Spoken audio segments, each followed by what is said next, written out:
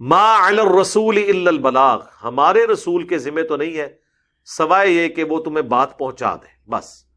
یعنی پیغمبر نے گن پوائنٹ پہ تلوار کے زور پہ تمہیں اللہ کے احکامات کی پیروی نہیں کروانی، تمہیں مجبور نہیں کرنا کہ تم شریعت کے مطابق چلو، بلکہ پیغمبر کا کام صرف یہ ہے کہ وہ اللہ کا پیغام تم تک پہنچائے گا.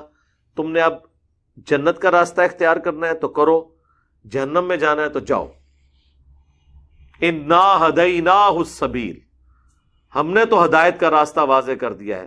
اما شاکرا و اما کفورا، چاہو تو شکر گزاری کی روش اختیار کرو اور چاہے تم پھر اللہ کے ناشکرے بن جاؤ. اللہ کو یعنی کوئی پرواہ نہیں ہے. واللہ یعلم ما تبدون وما تکتمون، یعنی رسول کے ذمہ پہنچا دینا ہے، اللہ جانتا ہے جو کچھ تم ظاہر کر رہے ہو جو چھپا رہے ہو. یعنی یہ حساب کتاب رکھنا پیغمبروں کی ذمہ داری نہیں ہے. پیغمبر کا کام صرف یہ بات پہنچا دی، اب اللہ نے دیکھنا ہاں جی اس نے عمل کیا ہے کہ نہیں کیا. اس چکر میں نہیں پڑنا کہ پیغمبروں نے پیغام پہنچایا نہیں پہنچایا، کوئی بہانہ لگا لے گا اللہ تعالیٰ کو.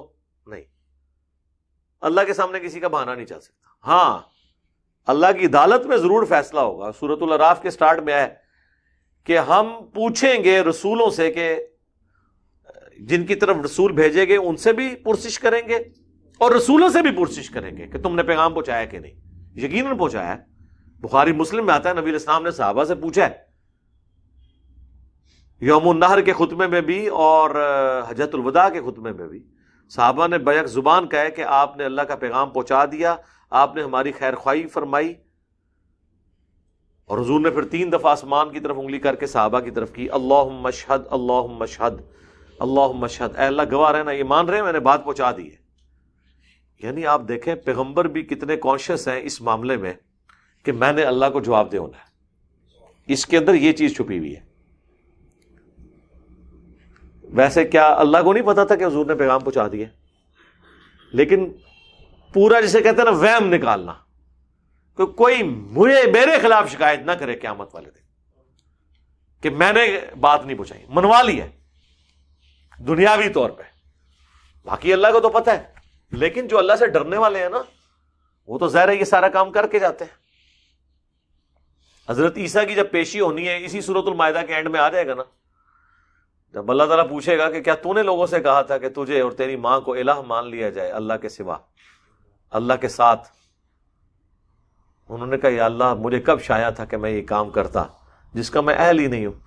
میں نے تو ان کو وہی بات بتائی تھی جو تو نے مجھے وہی کی تھی، عبادت کرو اس اللہ کی جو تمہارا بھی رب ہے اور میرا بھی رب. جب تک میں ان میں رہا ان پر گواہ تھا، جب تو نے مجھے اٹھا لیا پھر تو ہی ان پر گواہ تھا. اب یہ تیرے بندے ہیں، چاہے انہیں بخش دے چاہے عذاب دے. اللہ فرمائے گا آج کا وہ دن ہے کہ جس دن سچوں کو سچا عقیدہ فائدہ دے گا. بس.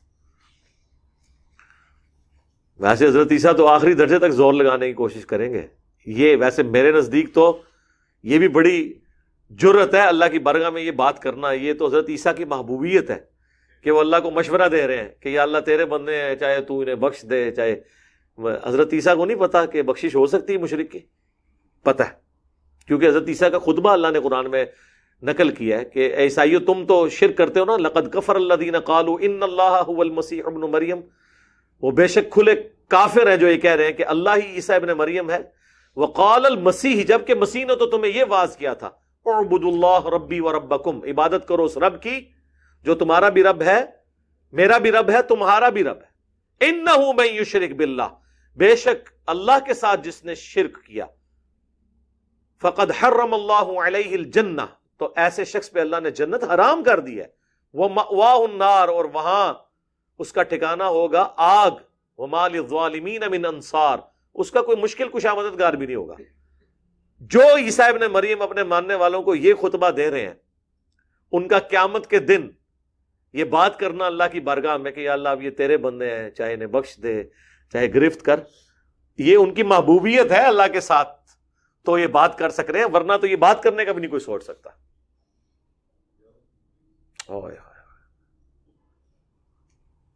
تو یہ ایک آپ سمجھ لیں ہلکی سی کوئی سفارش ہے. ظاہر ہے جی مشرک کے لیے یہ سفارش ہی ہے، یہ بات کر دی جائے. لیکن وہ اس آیت کا ہمیں یہ پتہ چل گیا کہ عیسیٰ ابن مریم اولو العزم پیغمبر جب اپنے ماننے والوں کے لیے سفارش بھی کریں گے تو آگے سے جواب کیا ملنا ہے؟ اگر یہ آیت قرآن میں نہ آئی ہوتی تو کسی کے دماغ میں ہو سکتا ہے پیغمبر ہے زبردستی اللہ گرو باں نال پکڑ کے تے سانو لائی جائے جنت وچ، یہ ہو سکتا تھا نا کسی کے دماغ میں۔ یہ وہم نکالنے کے لیے اللہ تعالیٰ حضرت عیسیٰ کے دماغ میں ان کے دل پہ یہ بات ڈال دے گا کہ وہ سفارش کر بھی دے مشرک کی، اگرچہ وہ خود ان کو یہ بتاتے رہے کہ میں نے تمہارے کام نہیں آنا، مشرک کے اوپر جنت حرام ہے، اس کا ٹھکانہ جہنم ہے، اس کا کوئی مددگار بھی نہیں ہوگا، تو آج میں کیوں ان کی سفارش کروں، میں کیسے مدد کر سکتا ہوں؟ تو یہ اللہ ان کے دل میں اسی لیے بات ڈالے گا تاکہ باقیوں کو پتا چل جائے کہ اگر سیدنا عیسیٰ ابن مریم اپنے ماننے والوں کی بد عقیدگی پر ان کی سفارش کریں اور آگے سے سیدھا جواب یہ ملے کہ بھائی آج تو صرف سچے عقیدے کا ہی فائدہ ہوگا، اس طرح کے جن لوگوں نے برے اعمال کے اپنے کرتوت بھگتیں گے، اور اس کے باوجود کوئی شخص یہ کہے کہ جو میرے سلسلے میں بیعت ہو میں اسے جنت میں لے جاؤں گا، تو پھر ہم اسے کہہ دیں گے کہ بھائی حضرت عیسیٰ جب اپنے ماننے والوں کو جنت میں نہیں لے کے جا سکتے اپنے برے عقیدوں کے اگینسٹ، تو بابے تے شاہی کوئی نہیں۔ قرآن کا کوئی صفحہ بچتا ہے جسے بابا نہ وڈیا ہوئے۔ جب پیغمبروں کا یہ سٹیٹس ہے تو پھر بابے تو پھر کہیں کہ لائی نہیں کرتے، بلکہ بابوں کا تو اب ذکر بھی وہ تو شاہی کوئی نہیں ہے۔ میں تو کہتا ہوں جو لوگ عام مسلمان ہیں ان کے مقابلے میں وہ کوئی شے نہیں ہے، کیونکہ عام مسلمان تو پھر بھی اپنی جیب سے خرچ کے دین کے اوپر لگا رہے ہیں، تو لے کے لوگوں سے کھا رہے ہیں اور پھر دین بھی غلط بتا رہے ہیں۔